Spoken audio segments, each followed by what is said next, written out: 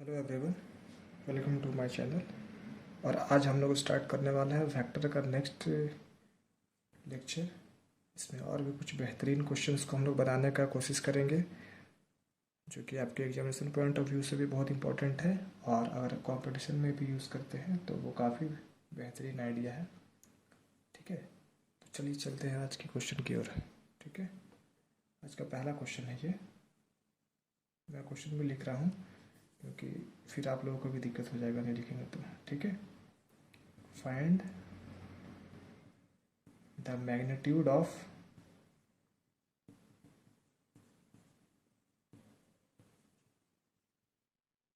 each of two vectors,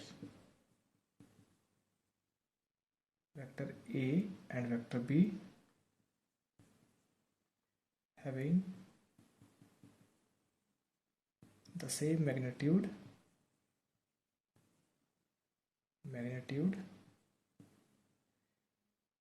such that the angle between them is 60 degree and their scalar product is 9/2। ठीक है, this is 9/2। ठीक है, solution देखिए। सबसे पहले क्वेश्चन समझिए सबसे पहले। ठीक है, इसमें पूछा हुआ है कि मैग्नीट्यूड निकालना है। किसका निकालना है? ईच ऑफ टू वेक्टर्स, मतलब vector A and vector B का मैग्नीट्यूड निकालना है, जिसमें कि दोनों वेक्टर का मैग्नीट्यूड सेम दिया हुआ है। तो जब दोनों का वेक्टर का सेम मैग्नीट्यूड दिया हुआ है, दैट मीन्स कि mod of A is equal to mod of B.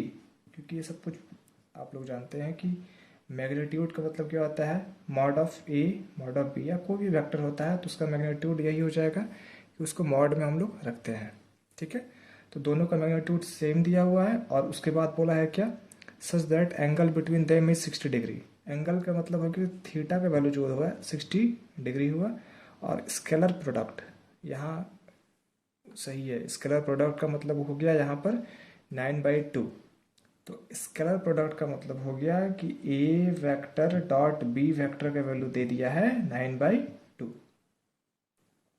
ठीक है, vector A dot vector B का मतलब हो गया है 9/2। तो यहाँ एक चीज़ देखिए, स्केलर प्रोडक्ट का मतलब होता है डॉट प्रोडक्ट।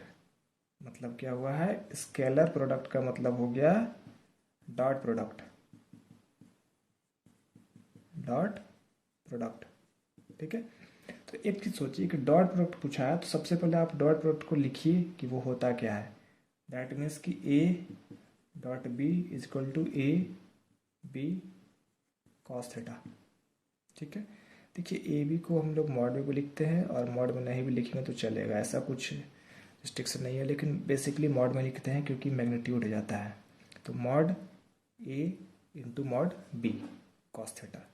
अब एक चीज़ यहाँ गौर करने वाली बात है कि ए डॉट बी का वैल्यू हमको दिया हुआ है 9/2। तो यहाँ पुटअप कर दीजिए 9/2 इज इक्वल टू मॉड ए और मॉड बी। देखिए मॉड ए मॉड बी, इसका मतलब ये हुआ कि या तो मॉड ए की जगह मॉड बी को पुट कर देंगे, या तो मॉड बी की जगह मॉड ए को पुट कर देंगे। ठीक है, हमको सेपरेटली निकालना है, तो किसी एक को रिप्लेस कर दीजिए, बात सेम है। तो मॉड ए और मॉड बी को रिप्लेस करके मॉड ए डाल देते हैं, तो इसका मतलब ये हो जाएगा कि मॉड ए इंटू मॉड ए। और कॉस थीटा, थीटा का वैल्यू होता है 60 डिग्री, कॉस 60 डिग्री। ठीक है, ये हो गया कॉस 60 डिग्री। अब देखिए मॉड ए इंटू मॉड ए का स्क्वायर इंप्लाइज दैट 9/2 मॉड ए का स्क्वायर कॉस 60 डिग्री। कॉस 60 का वैल्यू होता है √3/2। सॉरी कॉस 60 का वैल्यू होता है 1/2। कॉस 60 का वैल्यू हो गया 1/2। अब यहाँ से 2 कैंसिल आउट हो जाएगा। Implies that mod of A square में है, स्क्वायर से जब हटेगा तो ये 9 का स्क्वायर रूट हो जाएगा 3, यानी कि 3। तो यहाँ से एक चीज़ ध्यान रखिए कि मॉड ए का वैल्यू आ गया है 3। तो जो मॉड ए का वैल्यू है वही मॉड बी का भी वैल्यू है, इसलिए क्योंकि हम लोग जानते हैं गिवन के थ्रू कि mod A is equal to mod B, that means 3। तो कितना आंसर आ गया? 3। हमसे वही पूछा है कि find the magnitude of each of the two vectors. तो मैग्नीट्यूड वेक्टर ए का आ गया 3 और वेक्टर बी का भी आ जाएगा 3, क्योंकि दोनों सेम है। ठीक है, तो इसमें कोई कन्फ्यूज़न किसी को नहीं होना चाहिए। बहुत सिंपल क्वेश्चन था ये, और बहुत ही ईजी क्वेश्चन था, और ये बोर्ड में आया हुआ भी क्वेश्चन है, तो इसलिए आप लोग इसको ध्यान से देख लीजिएगा। इजी क्वेश्चन है, बेसिक पैटर्न पर भी है, आप लोग बना लीजिएगा। हम लोग बढ़ते हैं नेक्स्ट क्वेश्चन की ओर। ठीक है, चलिए देखते हैं नेक्स्ट क्वेश्चन। ठीक है, देखिए क्वेश्चन नंबर 2। ये भी छोटा क्वेश्चन है, लिखना पड़ेगा इसको। देखिए, if theta is the angle between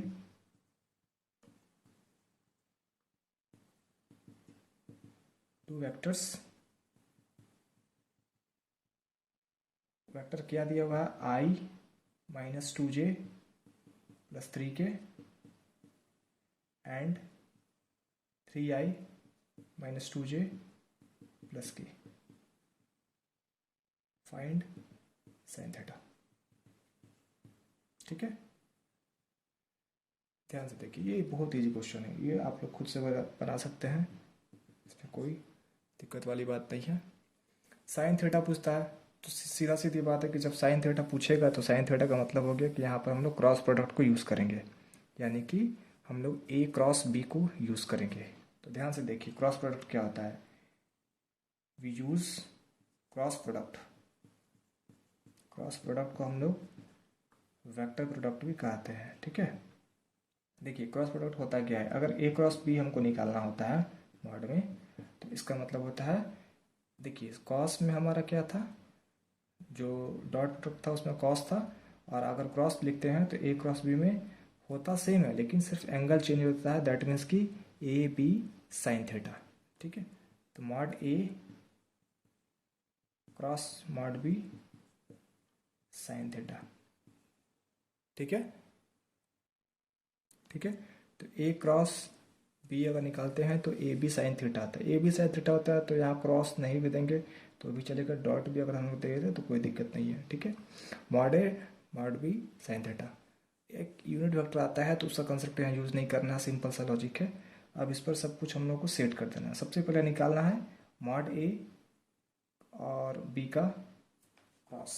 तो देखिए, सबसे पहले इन दोनों को क्रॉस निकालिए, ए क्रॉस बी। तो इसको निकालने का तरीका होता है a vector cross b vector is equal to, सबसे पहले यहाँ लिख दीजिए आई जे के, और पहले वाले यहाँ जैसे कि मान लीजिए ए वेक्टर है, तो ए वेक्टर को खोजिए कहाँ है, आई माइनस 2j प्लस 3k। तो आई जे के का कॉफिशियंट्स को लिखते हैं विथ साइन, तो यहाँ पर लिखेंगे 1 माइनस 2 3। सिमिलरली अब नेक्स्ट बी के लिए काम करेंगे, तो बी के लिए क्या है, 3i minus 2j plus k। तो आई जे के का कॉफिशियंट्स को लिखते हैं हम लोग, तो 3 हो जाएगा, माइनस 2 हो जाएगा और 1 हो जाएगा। ठीक है, अब इसको सॉल्व करेंगे, जो आएगा वो हमारा ए क्रॉस बी हो जाएगा। तो सॉल्व करते हैं, तो अगर आई के लिए लिखते हैं तो माइनस 2 और माइनस माइनस प्लस प्लस 6 आई, ये सब डिटर्मिनेंट है, आप लोग बना लेंगे, कोई दिक्कत वाली बात नहीं है। माइनस जे, तो जे के लिए क्या होगा, 1 माइनस 9 जे, 1 माइनस 9 जे प्लस के लिए क्या हो जाएगा, 1 सॉरी 1 नहीं होगा, के लिए हो जाएगा मेरे पास माइनस 2 प्लस 6 के। ठीक है, तो क्रॉस में निकालेंगे तो इसको सॉल्व करते हैं, 6 से 2 गया 4, 4i माइनस 8 प्लस 8 प्लस 8 जे प्लस 4k। ये मेरे पास क्या आ गया, ए क्रॉस बी आ गया, 4i plus 8j plus 4k। अब निकालना है क्या हमको, मॉड में निकालना है। तो मॉड का मतलब हो गया कि ए क्रॉस बी का जब मॉड निकालेंगे, यानी कि मैग्नीट्यूड निकालेंगे, तो कॉफिशियंट्स का स्क्वायर का सम। ठीक है, तो 4 का स्क्वायर हो जाएगा 16, 8 का स्क्वायर हो जाएगा 64 प्लस 4 का स्क्वायर हो जाएगा अगेन 16, ठीक है। तो देखिए 16 plus 64 plus 60 is equal to हो जाएगा मेरे पास 96 का अंडर रूट। और अगर इसमें से निकलने वाला कुछ रहेगा तो निकालेंगे, और अगर नहीं रहेगा तो नहीं निकालेंगे। तो देखिए अगर 16 इंटू 6 करते हैं तो 96 आ जाता है। तो जब बाहर निकालेंगे तो 4√6, ठीक है। यह आ गया ए क्रॉस बी का मैग्नीट्यूड। अब हम लोग निकालते हैं सेपरेटली ए का मैग्नीट्यूड और बी का मैग्नीट्यूड। तो चलिए देखते हैं क्या होता है। अगर ए का मैग्नीट्यूड हम लोग निकालते हैं तो ध्यान से देखिए क्या निकलेगा, i-2j प्लस 3k, तो 1 प्लस 2 का 4 प्लस 3 का 9 हो जाएगा, रूट अंडर 14 हो जाएगा। सिमिलरली अगर बी के लिए निकालते हैं तो देखिए कोफिशियंट्स लगभग आगे पीछे करके सेम ही आ रहा है, 3 2 1 है, तो इसका भी लगभग सेम हो जाना चाहिए। तो 3 का square 9 plus 4 plus 1, that means 9 10 14, ठीक है। तो रूट अंडर 14, ठीक है। यहाँ तक सबको समझ में आया क्या होगा। अब मेन चीज़ हम लोग को साइन थीटा का वैल्यू निकालना है, ठीक है ना। तो थोड़ा सा ऊपर वाला पार्ट को हम इरेज करते हैं, उसके बाद उसमें सॉल्व करते हैं, ठीक है। यहाँ तक क्लियर हो गया। अब देखिए नेक्स्ट में क्या करेंगे, साइन थीटा निकालना है हमको।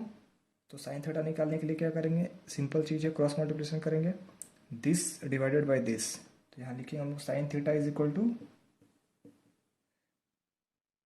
ए क्रॉस बी का mod divided by mod a into mod b, ठीक है। ये हो जाएगा हमारा साइन थीटा। अब देखिए इसको क्या, और ये पूरा देखिए मॉड में है, ये भी मॉड में है, ये भी मॉड में है, तो क्यों ना हम सबको एक ही बार मॉड कर देते हैं, कोई दिक्कत वाली बात इसमें नहीं है, क्योंकि सारा मॉड में ही है। मॉड का प्रॉपर्टी यूज़ करेंगे तो सारा एक ही में आ जाएगा, ए क्रॉस बी, ठीक हो गया क्लियर। सबका वैल्यू पता है, इसका वैल्यू निकाल कर रखे हम लोग, कितना हो जाएगा 4√6, 4√6 डिवाइडेड बाई देखिए 14 √40 14, ठीक है। यहाँ तो कोई कन्फ्यूजन किसी को, ठीक है ना यहाँ तक। उसके बाद देखिए यहाँ पर क्या हो जाएगा हमारा आंसर, हम यहीं पर एडजस्ट कर देते हैं, ठीक है। इज इक्वल टू, ये रूट का पार्ट है, रूट का पार्ट क्या होगा, रूट का पार्ट में दोनों अगर सेम रहता है क्वांटिटी तो रूट का सिंबल हट जाता है, तो 4√6 हो जाएगा यहाँ पर ऊपर वाला, नीचे वाला क्या हो जाएगा 14 हो जाएगा। अब इसको 2 से कट कीजिए, 2 से बन जा 14, दैट मीन्स हमारा जो आंसर आ जाएगा क्या हो जाएगा 2√6/7, ये आ जाएगा हमारा आंसर, ठीक है, 2√6/7, ठीक है। तो फाइनली हम लोग क्या देखें कि हमारे पास जो साइन थीटा का वैल्यू आ गया, sine theta is equal to 2√6/7, this is the final answer, ठीक है। तो अगर मिला जुला कर देखा जाए तो ये भी क्वेश्चन बहुत ही सिंपल था, बहुत आसान था, और आप लोग उसको आराम से इजली बना सकते हैं। और ये क्वेश्चन लगभग आएगा तो 2 या 3 नंबर में आएगा, क्योंकि इसमें डबल थोड़ा सा मेहनत पड़ जाता है। एक तो क्रॉस निकालना पड़ता है, उसके बाद क्रॉस के लिए मॉड निकालना पड़ता है, ठीक है, और फिर साइन थीटा। तो ये क्वेश्चन आएगा तो वही 2 या 3 नंबर में आएगा, उससे ज़्यादा में नहीं आएगा और कम में भी नहीं आएगा। एटलीस्ट 2 को तो लेके ही चलिए, ठीक है। अब बढ़ते हैं नेक्स्ट क्वेश्चन की ओर, ठीक है। अगर किसी को डाउट होगा तो कमेंट सेक्शन में लिखिएगा, हम उसको सॉल्व कर देंगे, फिर से बता देंगे। अब आते हैं नेक्स्ट क्वेश्चन की ओर, ठीक है। देखिए नेक्स्ट क्वेश्चन, क्वेश्चन नंबर 3, ठीक है। ये क्वेश्चन भी लिखना पड़ेगा 3 नंबर। देखिए क्वेश्चन क्या है, ठीक है। हम पहले क्वेश्चन लिख देते हैं, फाइंड द डिस्टेंस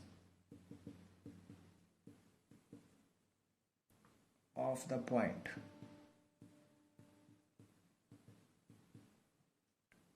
-1 -5 -10, ठीक है। -1 -5 -10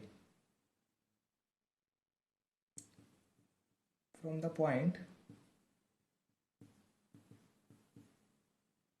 of intersection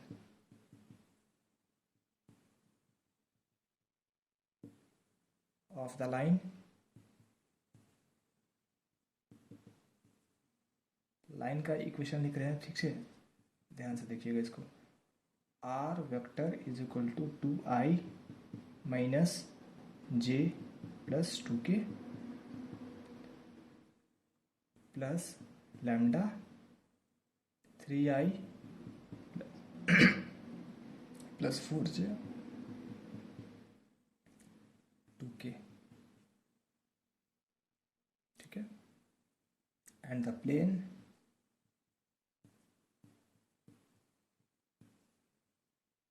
are dot i minus j plus k equal to 5, ठीक है।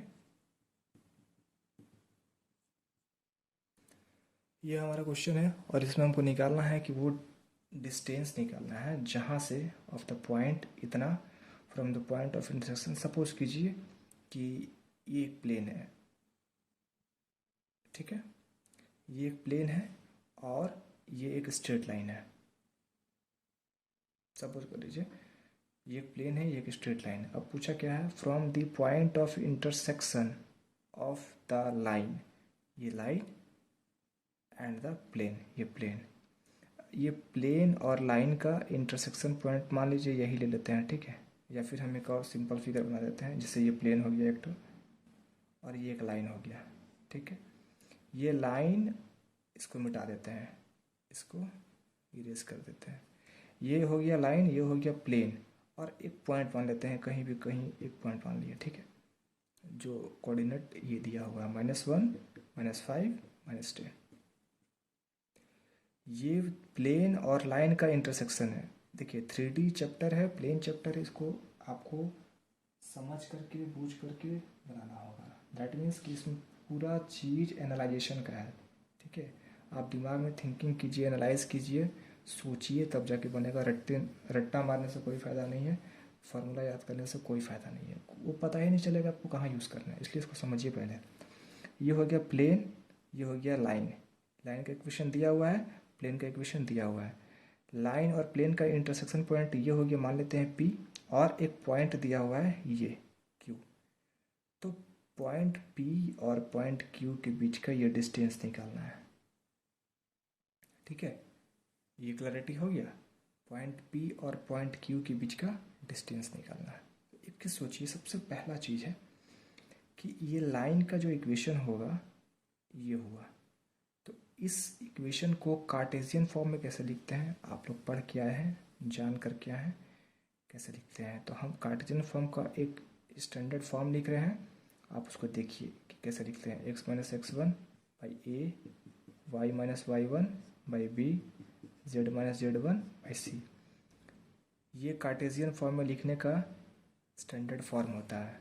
तो अब इसको सेट कैसे करना है वो तो आप लोग जान ही रहे होंगे, ठीक है। ये हो गया। अच्छा, अब देखिए प्लेन को कैसे लिखेंगे, इसका कैसे लिखेंगे। तो देखिए आर का मतलब होता है कि एक्स आई, ये आर का वैल्यू होगी। देखिए आर का मतलब होता है एक्स आई प्लस वाई जे प्लस जेड के, ठीक है। तो अगर इसमें डॉट लगाएंगे, एक्स आई प्लस वाई जे प्लस जेड के dot I minus j plus k equal to 5। तो डॉट में पता है कि सिर्फ सेम कंपोनेंट वाला ही बचता है, बाकी सब खत्म हो जाता है।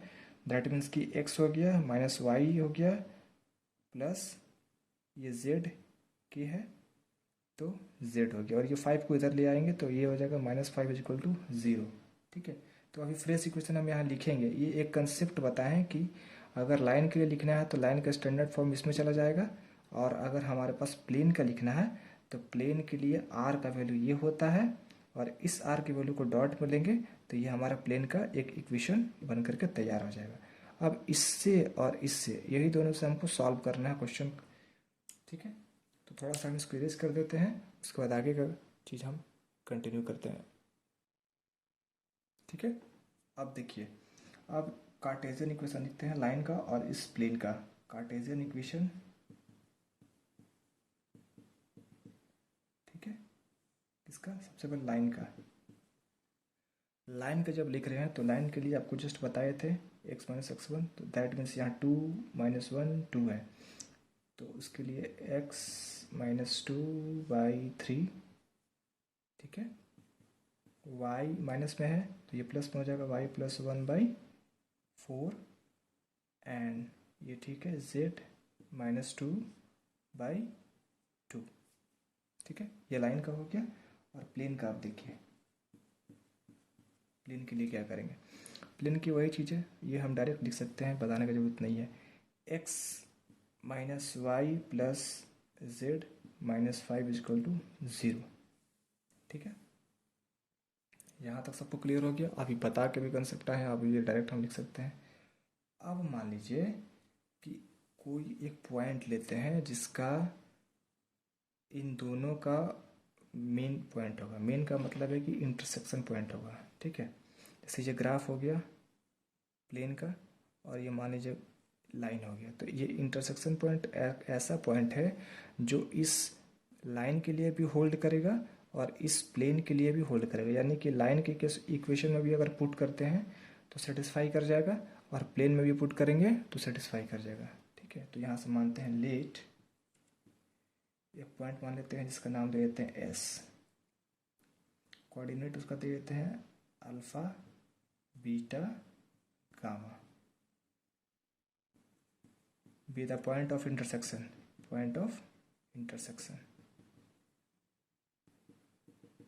ठीक है, पॉइंट ऑफ इंटरसेक्शन। अब किसका इंटरसेक्शन पॉइंट है ये, ऑफ द लाइन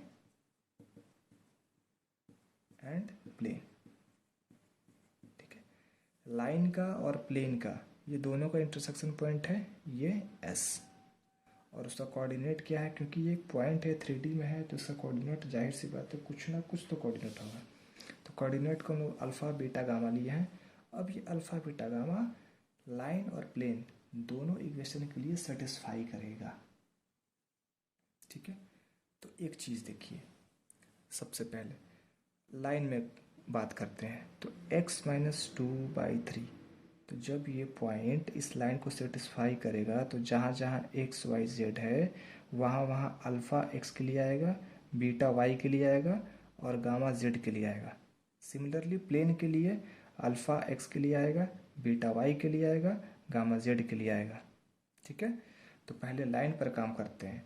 तो जब ये सेटिस्फाई कर जाता है तो हम लोग लिख सकते हैं कि α-2/3 इज इक्वल टू y के लिए beta +1/4 is equal to gamma -2/2। अब देखिए, इतना करने के बाद जो भी आएगा उसको एक कांस्टेंट क्वांटिटी मान लेते हैं, जिसको मान लेते हैं लैम्डा। लैम्डा हम लोग बोल देते हैं, यहाँ लिख देते हैं से लैम्डा हम लोग बोल दिया, ठीक है। यहाँ तक क्लियर हो गया। तो देखिए, आप लोग 12th के बच्चे हैं, आप लोग को इतना आइडिया होगा कि हम कोई भी चीज़ को कैसे डायरेक्ट लिख सकते हैं, ठीक है। तो ये बताने की ज़रूरत नहीं है। अगर इस वाले पार्ट को और लैम्डा का साथ लेते हैं तो वहाँ से हमको अल्फ़ा का वैल्यू क्या मिलेगा, तो वहाँ से जब अल्फ़ा निकालेंगे तो देखिए, ध्यान से देखिएगा, alpha is equal to 3 lambda + 2, ठीक है। सिमिलरली अगर बीटा निकालते हैं is equal to 4 lambda -1। Similarly अगर गामा निकालते हैं तो 2 लैम्डा -2, ठीक है। 2 लैम्डा, सॉरी माइनस है तो प्लस हो जाएगा, 2 लैम्डा +2, ठीक है। ये गामा का वैल्यू आ गया, 4 लैम्डा -1 बीटा का आ गया, और अल्फ़ा के लिए आ गया 3 लैम्डा +2। यहाँ तक क्लियर हो गया। तो थोड़ा सा ये वाला सिर्फ क्वेश्चन का पार्ट हम थोड़ा सा इरेज कर देते हैं, थोड़ा सा रुकिए आप लोग, ठीक है। इतना हो गया। तो अब इतना ध्यान से देखिए, ये हुआ हमारा इक्वेशन किसके लिए, लाइन के लिए हुआ। अब हमको निकालना है प्लेन के लिए। तो ध्यान से देखिए, प्लेन के लिए कौन सा इक्वेशन है, x - y + z-5 = 0, ठीक है। जब इसमें हम लोग अल्फ़ा एक्स के लिए, बीटा वाई के लिए, गामा जेड के लिए पुट करेंगे तब क्या होगा। तो ध्यान से देखिए, यहाँ लिख देना similarly alpha minus beta plus gamma -5 = 0, ठीक है। यहाँ तक किसी को कोई डाउट नहीं होना चाहिए। Alpha minus beta plus gamma minus 5 is equal to 0। अब एक चीज़ देखो, इसको इक्वेशन नंबर फर्स्ट मान लो और इसको इक्वेशन नंबर सेकंड मान लो। फर्स्ट इक्वेशन से अल्फा का वैल्यू निकाल कर रखे हैं, बीटा का निकाले हैं और गामा का निकाले हैं। इसको पुट अप कर दीजिए सेकंड नंबर में और वहाँ से निकाल लीजिए लैम्डा का वैल्यू। ठीक है, चलिए देखते हैं। अल्फा का वैल्यू है 3 lambda plus 2, 3 lambda plus 2 minus beta का वैल्यू है 4 lambda minus 1, 4 lambda minus 1 plus gamma का वैल्यू है 2 लैम्डा प्लस 2 और माइनस 5 इक्वल टू 0। तो देखिए हम डायरेक्ट जोड़ देते हैं 3 और 2 5, 5 से 4 गया 1, तो सिर्फ यहाँ पर क्या बचा लैम्डा। अब देखिए 2 प्लस 1 3, 3 प्लस 2 5, ठीक है ना। 2 प्लस 1 3, 3 2 5, तो plus 5 minus 5 equal to 0। This implies lambda बराबर 0। ठीक है, लैम्डा का वैल्यू कितना आ गया मेरे पास 0 आ गया। तो एक बात बताइए, जब लैम्डा का वैल्यू मेरे पास 0 आ गया है तो इस वैल्यू को लाइन का इक्वेशन में पुट कर देते हैं। लाइन का इक्वेशन का मतलब है कि हमको अल्फा बीटा गामा निकालना है, यही मेन चीज़ है इसका। अल्फा बीटा गामा अगर नहीं निकालेंगे तो काम नहीं चलेगा। ठीक है, तो अल्फा बीटा गामा कैसे निकालेंगे? तो अल्फा बीटा गामा निकालने के लिए हमारे पास लैम्डा दिया हुआ है, लैम्डा का वैल्यू पुट करेंगे अल्फा वाले में, बीटा वाले में, गामा वाले में।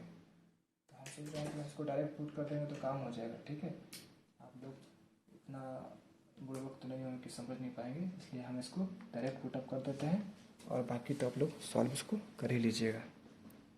ठीक है, आइए देखते हैं। देखिए लैम्डा 0 हो गया। अब अल्फ़ा निकालते हैं। अल्फ़ा का वैल्यू आ गया 2, बीटा का वैल्यू आ गया -1, गामा का वैल्यू आ गया 2। इसको 3 नंबर दे दीजिए। ठीक है, थोड़ा सा यहाँ तक हम मिटा देते हैं, रिप्लेस कर देते हैं, मिटा उटा के इरेज कर देते हैं। ठीक है, अल्फ़ा हो गया, बीटा हो गया, गामा हो गया, तीनों का वैल्यू मेरे पास आ गया। तो देखिए जो पॉइंट हम लोग एस प्लॉट किए थे, इसके कोऑर्डिनेट क्या निकल गया, 2 हो गया, -1 हो गया और 2 हो गया। ठीक है, यहाँ तक क्लियर। अब एक चीज़ देखिए, हम क्या किए थे शुरू में, प्लेन, ये लाइन, ये पॉइंट। ठीक है, पॉइंट मेरे पास कितना दिया हुआ था। ठीक है, यहाँ तो हम इरेज कर दिए हैं। पॉइंट मेरे हिसाब से शायद -1 था, -5 था, -10 था। ठीक है, और ये पॉइंट निकाल लिए हैं हम लोग 2, -1 2। तो अब देखिए ये तो इतना बच्चा वाला चीज़ है कि 10 क्लास में पढ़ के आए हैं कि 2 पॉइंट दिया हुआ है और ये डिस्टेंस निकालना है, तो आराम से डिस्टेंस फार्मूला लगा देंगे। ठीक है, तो यहाँ लिखिएगा आराम से, डिस्टेंस इज इक्वल टू, देखिए अब जब डिस्टेंस निकालना है तो -1 -2 का स्क्वायर प्लस -5 + 1 का स्क्वायर प्लस -10 -2 का स्क्वायर अंडर रूट। ठीक है, ध्यान से देखिए, ये 2 है सर,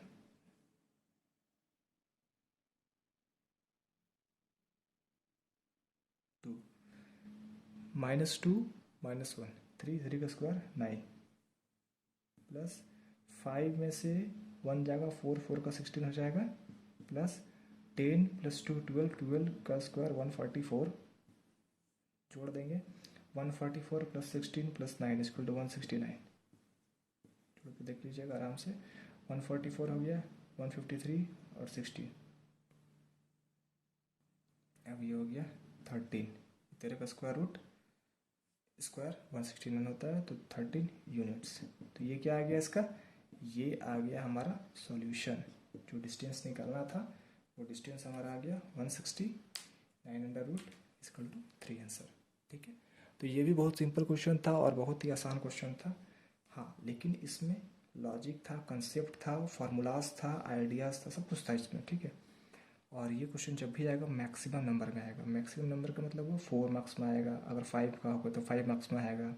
अगर एग्ज़ाम में मैक्सिमम 3 मार्क्स का होगा तो 3 नंबर में आएगा ये क्वेश्चन, क्योंकि ये लेंदी क्वेश्चन है। तो ध्यान रखिएगा सर आप लोग कि जब भी क्वेश्चन बनाएंगे तो 3D का तो बेसिकली फोकस 3D का जब क्वेश्चन आएगा तो उसमें आप लोग दिमाग से सोचिएगा और इत्मीनान से बनाइएगा, ठीक है, क्योंकि ये सारा कंसेप्ट पर बेस्ड रहता है, ठीक है। थिंकिंग एबिलिटी को थोड़ा सा बढ़ाइए, सोचिए, जानिए, समझिए, रट्टा मारने से कुछ नहीं होगा, ठीक है। तो इतना कीजिए, आज के लिए यही रहेगा। और अगर फिर भी अगर कुछ डाउट होता है तो हम हमेशा बोलते हैं कि कमेंट सेक्शन में लिखिए, हम उसको सॉल्व करेंगे, फिर से बताएंगे, दोबारा से रिपीट कर देंगे, ठीक है। Okay, thank you. अगले बार मिलते हैं नेक्स्ट वीडियो में, ठीक है।